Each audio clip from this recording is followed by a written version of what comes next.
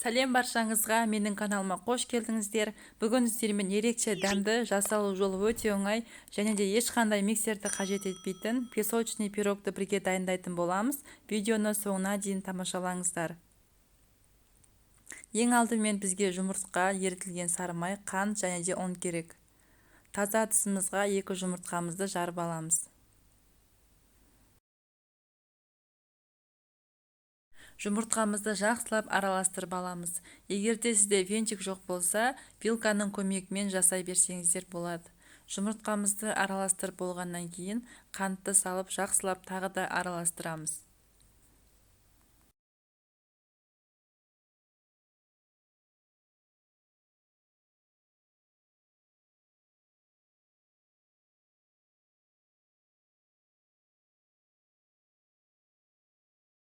Жұмыртқалы массамыздың үстіне сары майды құямыз. Сары майды құйып болғаннан кейін ұнымыздың үстіне 1 шай қасық қосымызды қосып, жұп-жұмсақ қылып қамыр илейміз. Пирогқа қажетті құрамның барлығын төменге описанияға қалдырып кетемін. Қажетті мөлшерде ғана ұнды қосыңыздар, өте көп қосудың қажеті жоқ. Осылай илеп болғаннан кейін тындырып қоямыз, одан кейін 2 бөлікке бөлеміз. Пирогымыздың астыңғы бөлігіне көптеу аламыз, ал үстіңгі бөлігіне кішкентай бөлігін аламыз.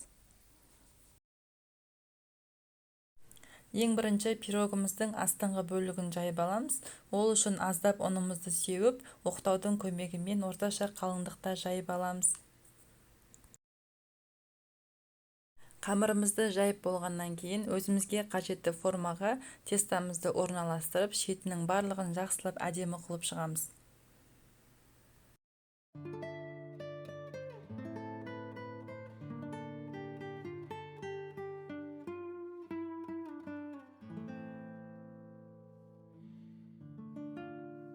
Тестамызды формаға орналастырып алғаннан кейін тестамызға салмамызды құямыз. Мен мұнда вареньяны қолдандым. Сіздер өздеріңіздің қалауларыңыз бойынша повидло немесе джем салуларыңызға болады. Вареньяны салып болғаннан кейін бетін біркелкі қылып тегістеп аламыз. Вареньяны тегістеп болғаннан кейін үстіңгі бөлігін жаюға кірісеміз.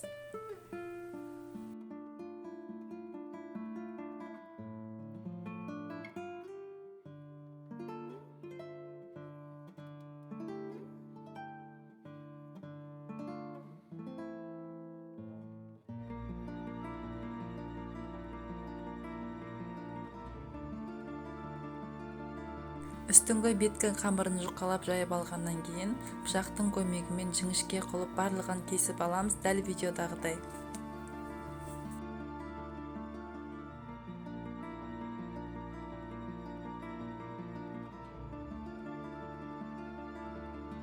Кесіп алған қамырларымыздың барлығын дәл видеодағыдай пирогымыздың бетіне орналастырып шығамыз.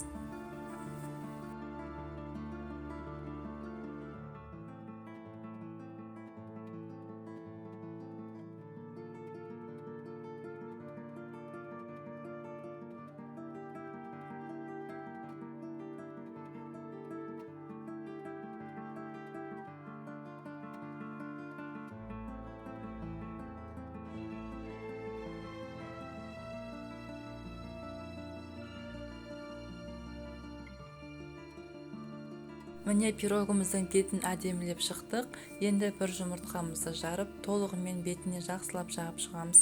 Қызып тұрған пеште 180 градуста 20-25 минутта пісіріп аламыз.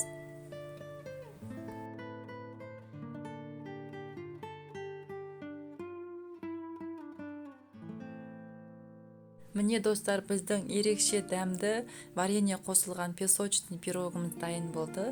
Дәл осы рецептпен жасап көріңіздер. Сіздерге ұнайды деген сенімдемін. Баршаңызға ас болсын.